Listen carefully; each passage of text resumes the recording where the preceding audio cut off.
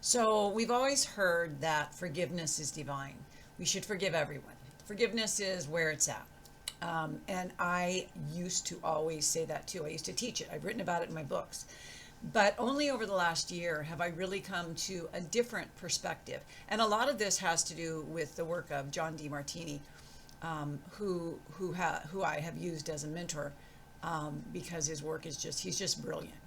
In fact, he's so brilliant, I think a lot of people might have a hard time understanding, because he's very high in quantum physics and the logos and, ancient teachings, and sometimes it can be a little tricky to follow him. But let's check this out and see how it fits. When someone does something wrong to us, right there, we're playing the victim. They did that to me. So if I'm a big person, I'll forgive them. And then I'll get all sorts of credit for forgiving them. That's still seeing the polarity. The idea is, and this is based on the law of polarity, is we want to get at an even place, right? When someone thinks they have to forgive someone, or when they choose to forgive someone, they're going with the assumption that they're bad and you're good. And that's not how it is. Everything has two sides. Everything is both good and bad. So when we think that someone did something bad to us, we're automatically putting ourselves, unbeknownst to us, in the role of victim. And then we make them the bad guy, the perpetrator. It's always, as Demartini says, it's always predator or prey. And if someone did something to me, they were the predator and I was the prey. And now if I decide to forgive them, I become the predator and they become the prey. And I know that may not make a lot of logical sense, but I just want to tell you that forgiving someone is not a grand gesture. There's still a charge to it. That person did that to me. I'm going to choose to forgive them. It means like I'm the bigger person, and no, you're not. You're acting from pride. And what happens when we learn how to collapse the charges, and that's why in my new book I have a chapter called Triggers or Treasures, because once we understand that anytime someone does something that we think needs forgiveness, we haven't collapsed the charge around it. But when we collapse the charge around it, we realize that whatever happened in that moment, that the outside world may say, oh, that was bad, somehow we grew from it. Somewhere else in our lives at that exact same moment, someone else was building us up while they were tearing us down, right? So instead of forgiving, we want to collapse the charge. Like, for example, if someone hit you, like punched you, and they hurt you, they broke your nose, and you're in the hospital and you're like, oh man, I don't know if I can forgive them. You are enmeshed in this feeling, this charge, this resentment. And if you say, okay, I'm going to be the bigger person, I'm going to pray for them, I'm going to forgive them, where did that charge go? Do you think it dissipated? Because I don't. But if you sit down and you really analyze the before, the after, the results, where someone else was lifting you up when they were punching you down, and then you can totally collapse it, forgiveness isn't necessary. It's just not necessary.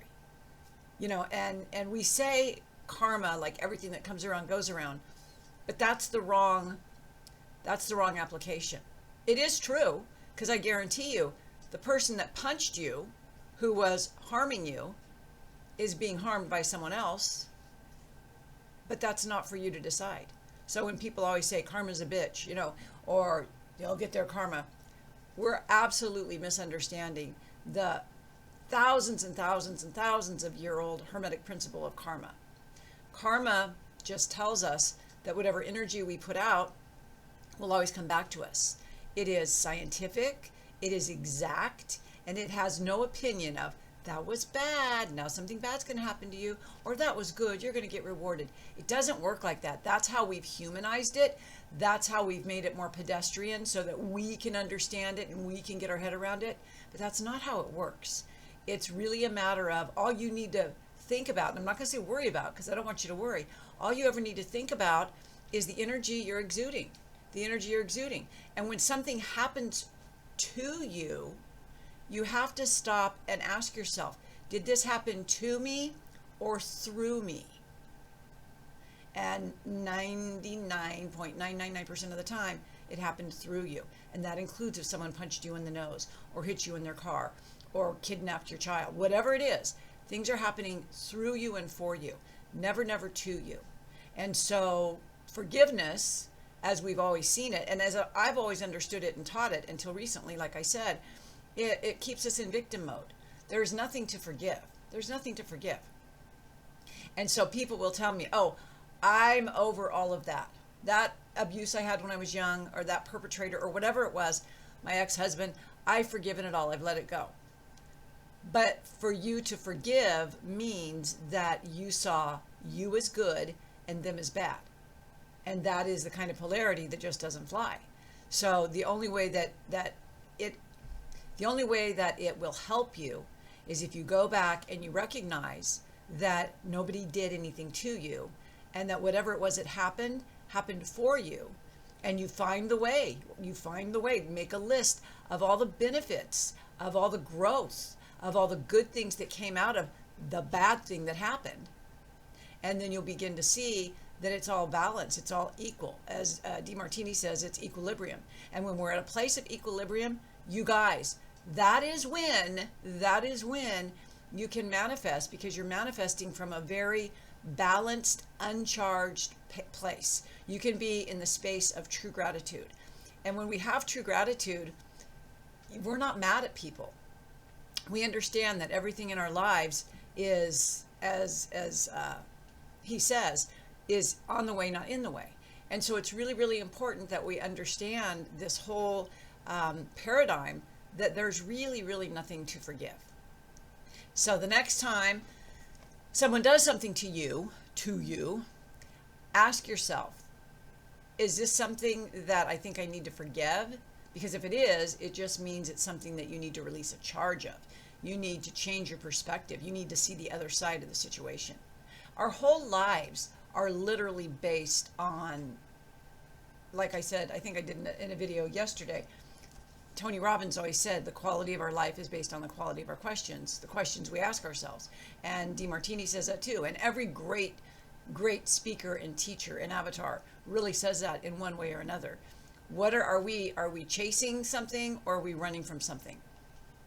And when we put ourselves in the mode of forgiveness, we are playing the predator. We are playing the I am superior to you, so I shall give you forgiveness. That's not how this works. And then when we talk about the energy of karma, if you do that, you're actually putting out the energy of predator and the energy of moral superiority. And if you're putting out that energy, guess what's going to happen? Based on the law of polarity, what's going to happen is you're putting out that victim vibe. Something else is going to happen to reinforce the victim vibe. Not good.